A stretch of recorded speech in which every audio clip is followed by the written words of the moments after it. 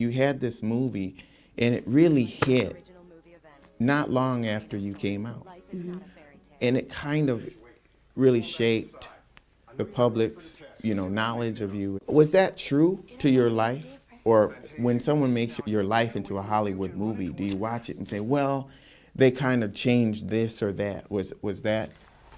When it came down to my Lifetime movie, I was in control of everything. Okay. And being the fact that I work with Debbie Allen, who is a woman that genuinely loves and cares for me to this day, she checks on me. I don't think she would have allowed anybody to come in and make things worse than what they already were. Yes, I won the Idol, but there were still so many people who said, how could she be an idol and she's a young mother? How could she be an idol and she doesn't have a high school diploma? So there were a lot of things that people had already set up to try to not let me in certain doors. So my reason for doing the movie so early, because some people would say, well, how could you do a movie so early and you haven't even lived half of your life yet? You're only 28, I'm only 28 now. But for me at that time, it was my way of telling them that life is not a fairy tale. I may not be an idol to you, you see.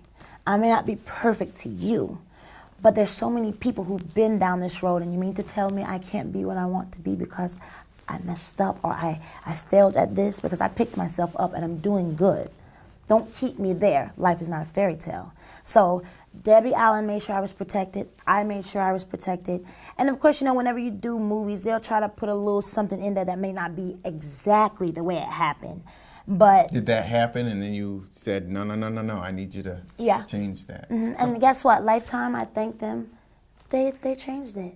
And I think that they genuinely loved and cared for me. And they seen, like, this young lady is special. She's been through some things, but her life is her testimony, and we believe, and we're rooting for her. So everything turned out the way I wanted it to turn out.